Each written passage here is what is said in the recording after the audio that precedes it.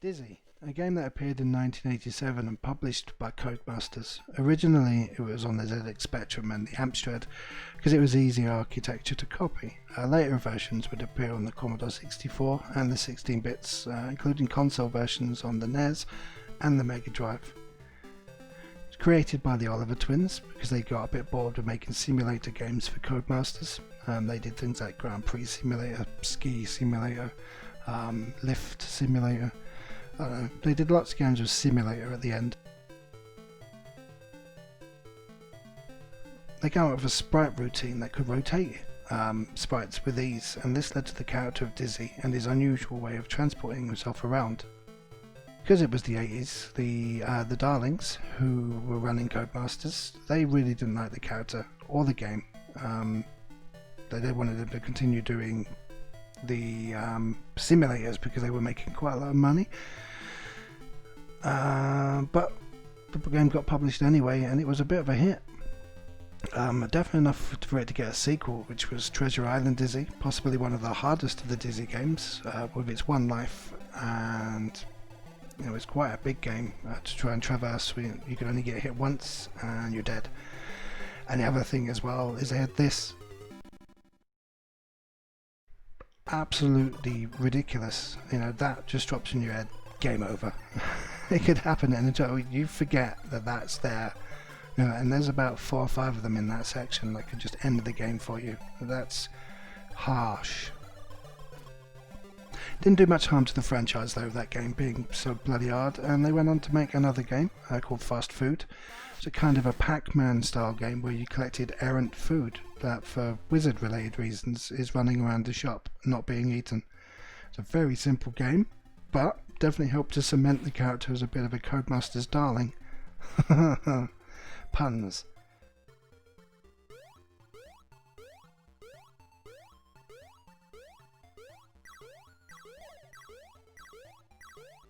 The next game was Fantasy World Dizzy, and things got turned up a notch with multi-layered puzzles, and you could talk to people now.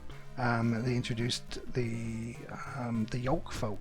You had like Grandpa Dizzy, Denzel, I can't remember the other guy's name, but there was a load of them, so it wasn't just Dizzy and Daisy, who was his other half.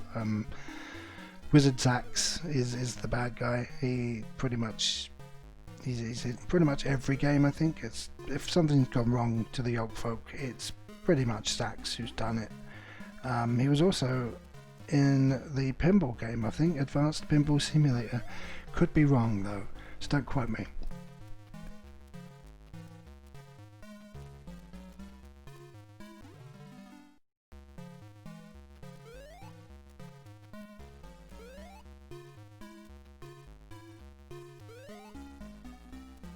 After Fantasy World Dizzy came Quick Snacks, which I've already shown you before. I think I showed you the ZX Spectrum version, which I think is the best version of that game.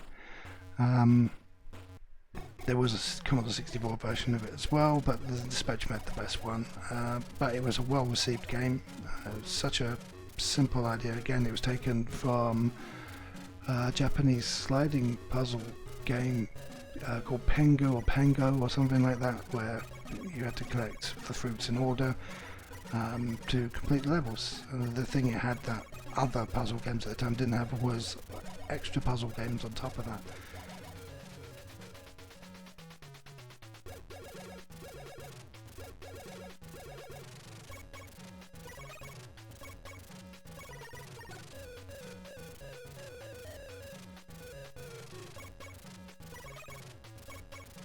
Then to Magic Land Dizzy, where they added a health bar on top of having lives.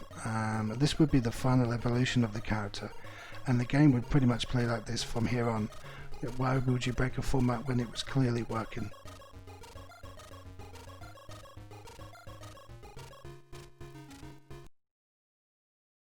Magic Land Dizzy sold a lot of copies. It's one of those, I think that and Treasure Island Dizzy are the two that people remember the most. Panic Dizzy and then Bubble Dizzy, they come afterwards. Two pretty simple concepts. I'm showing you Panic Dizzy here. I tried to play Bubble, and it makes me sad. So fuck that game. Ultimately, they're throwaway games. $3.99, I think, for the two of them.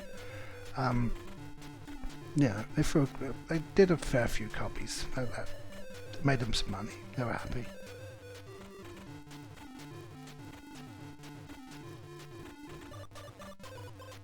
Spellbound Dizzy came next and continued to expand on the size of the maps more than anything else. It even proudly at the start says it's Dizzy's biggest adventure. I think this was their biggest mistake.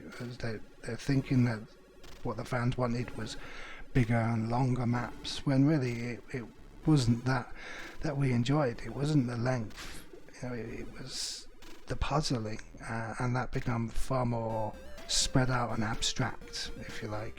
I mean, it was a good game. It was a solid Dizzy game, but it was too long.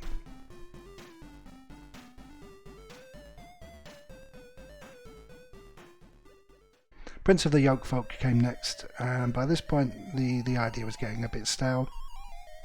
I don't think many people bought that one. I could be wrong.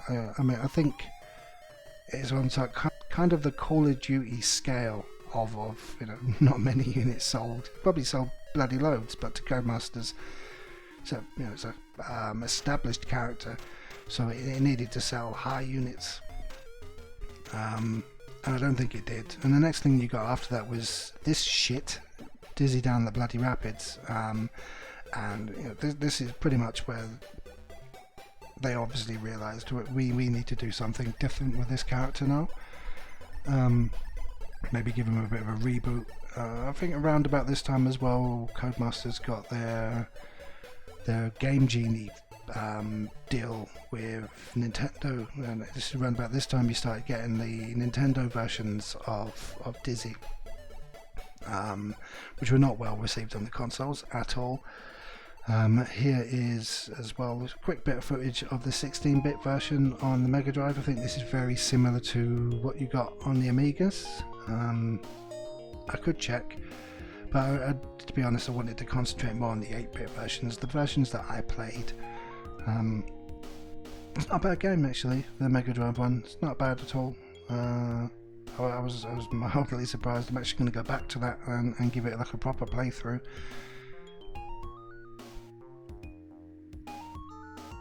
And then Dizzy ended with a poorly judged game, Crystal Kingdoms. It was a full price game as much as I remember. I think it was like £9.99. Before, they'd been between £1.99 and £3.99.